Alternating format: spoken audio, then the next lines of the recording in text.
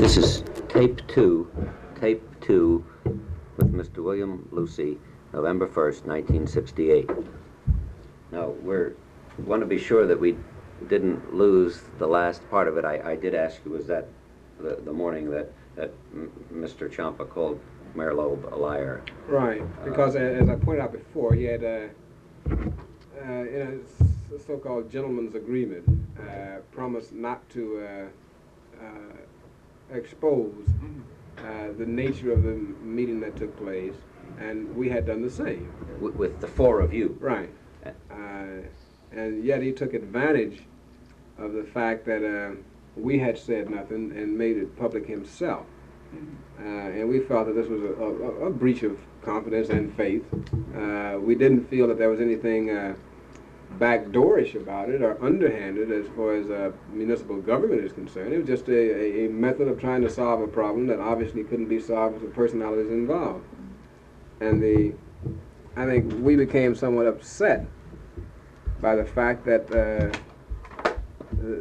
mayor was addressing us as if we were criminals or something, and yet could not understand the fact that the employees had taken a course of action that they felt perfectly legal and taken. And we had tried to explain our concept, anyhow, of the legal right of the employees to withhold their services, to protest, to demonstrate, and everything else. And we simply didn't share his views that there was anything illegal about the work stoppage. Well, at the end of this day, then, did negotiations then broke off between you and the mayor? Yeah. Now, did Jerry Worf come in?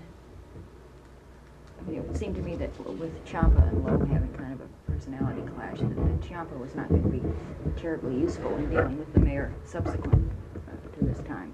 Is that why Mr. Worf came in to kind of replace Mr. Ciampa? No, not to replace him so much as that we had by this point in time sort of drawn the conclusion that there was a possibility that the mayor's prestige and status and what have you, and how we assessed him as an individual, was simply saying that if he was going to sit down and try to work this thing out with somebody, he would want to sit down with whoever was at the top, as opposed to a staff employee. And it wasn't a question of ability of Mr. Ciampa or a question of personality. We simply were trying to afford him whatever we felt that he wanted to try and sit down and deal with the thing.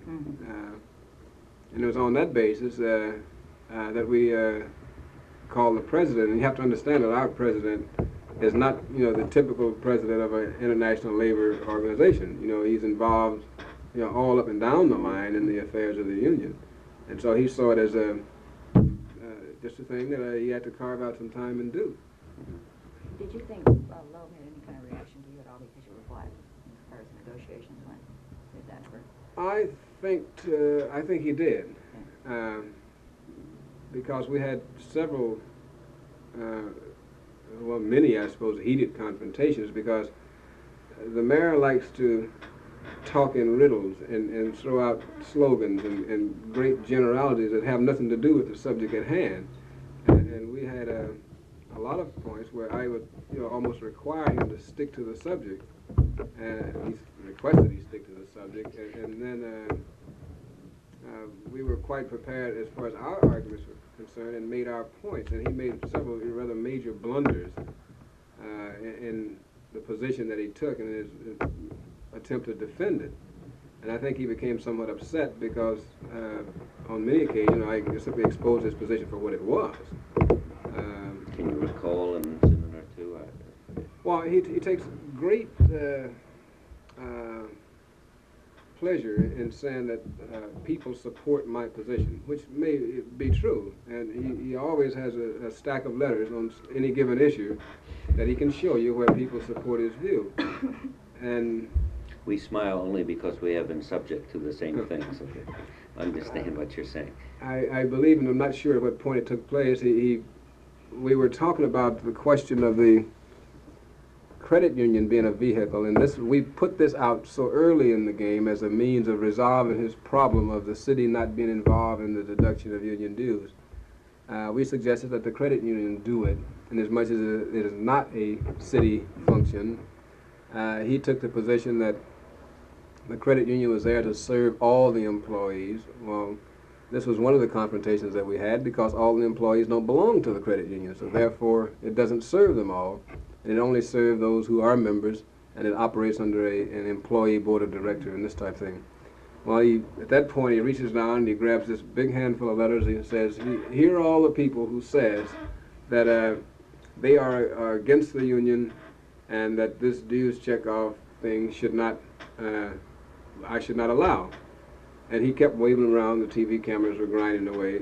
And it was about that point that I think I walked before his desk and said to him that I just can't believe that. You show me one letter, just one out of the big pile that you have, from any individual who says they're opposed to these people having checkoff. And he said, well, all these people, I said, never mind all of them, just show me one that says they're opposed to checkoff, since you say this is the main hang-up.